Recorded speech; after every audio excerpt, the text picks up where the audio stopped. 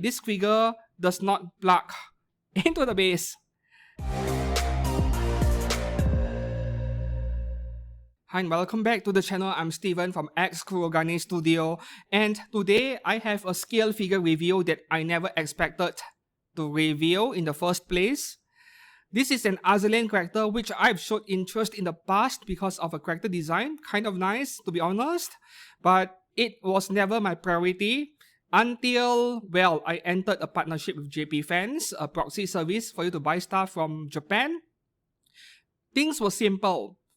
They gave me money, I just buy whatever figures I want from Mercari Japan or Amazon Japan, do unboxing videos and advertise their service. Pretty good deal. So here we are. With this figure, I never thought I would purchase. And the main reason for buying it is because of the bargain bin, obviously. So before we get to the pricing part, what we are looking at over here, Neonmax 1/7 scale Dido from Azur. This figure just came out a year ago. 28th of February 2025, that was the release date, and the official price was 24,000 yen. So this would be my first time reviewing a Neonmax figure, and the brand Neonmax became famous from their Wakamo Kosaka figure. Yeah, Kosaka Wakamo figure from Blue Archive, which the value shot up and they had to re-release it. So back to this Dido figure over here, official MSRP 24,000 yen. The amount I paid for her, before shipping cost or any service charges, 13,333 yen on Mercari Japan. 60% of the original price. That is insane. Of course, when you are buying something from Mercari Japan, which means the seller does not ship overseas, you use a proxy service and they might charge you a small service charge of a few hundred or even 1,000 yen, a fixed percentage of the price of the figure. But even with the service charge, I'm looking at under 15,000 yen for this thing.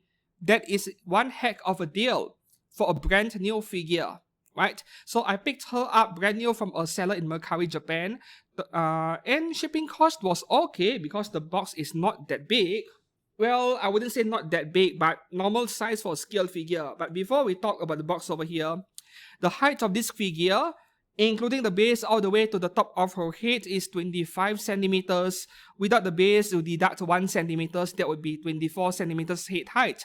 But I believe the more important dimension over here is obviously the wingspan, side to side, 30 centimeters or 12 inches. So you need to budget for that space if you buy this figure and display her in your limited glass cabinet like IKEA Blali. Then do remember about the amount of horizontal space she takes up.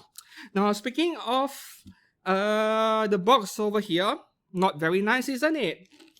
I would say practical, functional, but not attractive, right? So this is where they cut cost, but I think the box of a 24,000 yen figure should be nicer than this. Should be at least the functional part, the practicality part is there. This is a very tough box and it protected the figure really well. And part of the reason why I bought this figure with that proxy service that I'm working with is because I wanted to see whether the figure would break during shipping. Yeah, wings, right? Wings which are permanently fixed to the figure in the box. You don't have to assemble the figure at all other than the one small arm over here. Barely any assembly on this figure. The wings are fixed, so I wanted to see whether the wings would break during shipping, and it did not. So the box did a good job, and I suppose that the proxy service was also doing a fine job with handling the parcels. Now, speaking of assembly, which there is barely any, we do have a magnetic part in front. Yep, this small arm over here, which sticks onto her right thigh, just like that. Very nice. This figure does not plug into the base. She just stands on her own. You can display this figure without her base at all. Yes. So that is obviously thanks to her dress design over here, but at the same time, it means that the figure feels like, a trophy or even a wine glass. I'm not sure if I like that feeling over here. Yeah, just me nitpicking as usual. So stability on this figure is a full 10 out of 10 for obvious reasons. I mean, a figure does not wobble at all, The dress is evenly touching the ground or the base in this case, no gaps in between. The figure is not rocking back and forth. So the quality control over here is excellent as far as the support of the figure is concerned. Weight distribution is very centralized, not back heavy or anything like that. So we are off to a good start over here. And then there is the sculpt department, where when I inspected this figure very closely, this reminds me of a mid-tier premium scale figure by brands like Kotobukiya, Good Smile, the mainstream scale figure brands. So this is not ultra level. It is not those 30,000-40,000 yen scale figure level quality or detail. But for the asking price of 24,000 yen, it is about right, considering we have a pair of big wings over here. I know this is based off one single figure, but this would be about the same tier as a Good Smile Company scale figure or even an Apex Toys scale figure. So they are not at ultra level, not at the 18 plus scale figure brand level, not that high, but at the same time, not that bad either. So this is a brand so far that I think you can consider getting if the prices are bargain binning like this. So for the sculpt department, her dress and everything, the wings as well, the score I would give is like a 7.5 out of 10 maximum, because the detail levels are not particularly high on this figure. We are paying mostly for this pair of wings over here, right?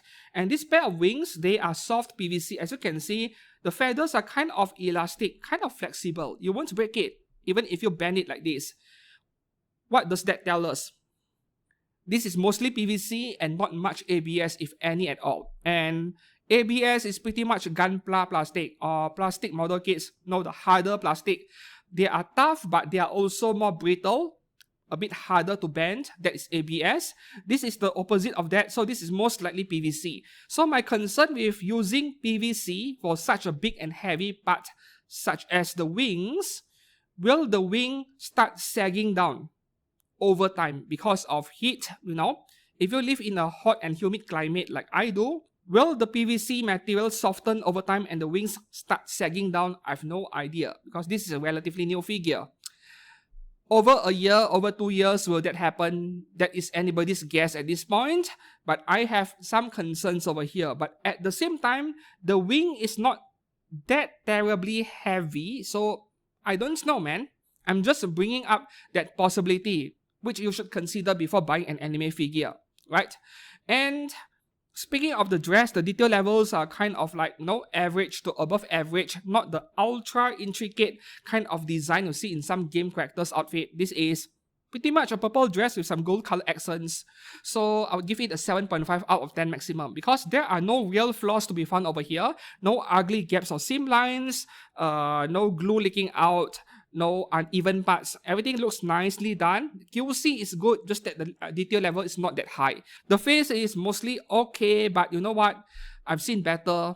Yep, Alta's figures. The face, right, the detail level, from certain angles, it feels like her face lacked definition. I could barely see her nose, I could barely see her mouth, depending on the lighting, obviously. So it gives the impression of a slight lack of detail or definition, if that makes any sense. And I tried taking so many photographs of this figure for today's video's thumbnail, and I did not like most of the photographs because it feels like the face is lacking something. That was the feeling I had. So the face, it is not like there is anything wrong with it. It does look like the official product pictures. But yeah, I wish that it is a bit nicer, so I'm giving her face an 8 out of 10 as well. Now moving on to the paintwork.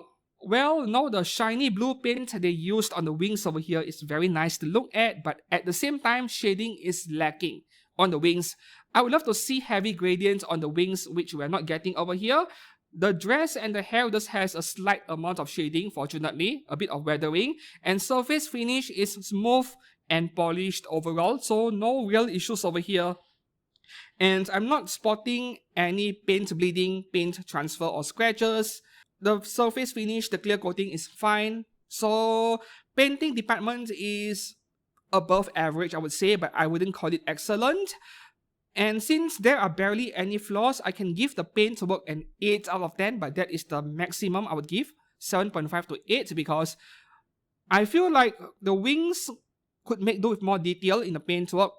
If you guys have seen some albedo figures by other brands, you know, the center of the wings are like olive green color and the very edges, they're almost black color, the feathers, because they do such a heavy gradient.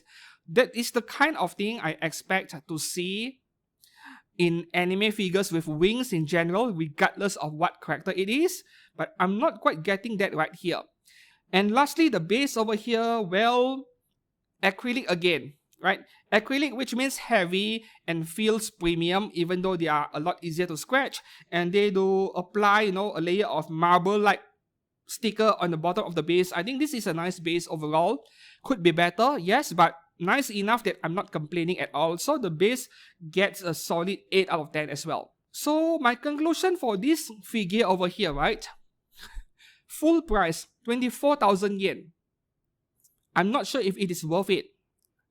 It does not feel like a 24,000 yen figure. It feels like something is lacking, be it in the paintwork or in the detail level of the sculpt, that this figure should not cost more than 20,000 yen. At least in my subjective opinion. But bargain bin price, 13,000 yen is sort of a no-brainer. Yes, what can you buy with 13 or 14,000 yen or even 15,000 yen? We are looking at 1/7 scale figures by Good Smile that are very low detail and on a simple side, like Hitori Goto or any of the Bocchi the Rock characters from Good Smile Company, you know, the plain 1/7 scales. That is what you're getting for 13 to 15,000 yen. Or the swimsuit Marin Kitagawa by Good Smile, right? This is a tier above those kind of figures, but because of the bargain bin, it is a very good purchase. So I would say that if you can find this figure at a price of below 15,000 yen and you are a big fan of Azur, this could be worth picking up because Neonmax, for all the complaints I had about the detail and the paintwork, 15k for a figure with 0 flaws is it is amazing. An amazing purchase. What do you think about this figure? Would you spend 24k on something like this? Let me know down in the comments below. But my impressions about the brand Neonmax is fairly positive at the moment. So we shall see if I review more figures from this brand in the future. So I hope that you found this review to be helpful or informative. If it is, please give this video a like and subscribe to this channel for more anime figure content every week. And until then, thanks for watching. I'll see you soon. Goodbye.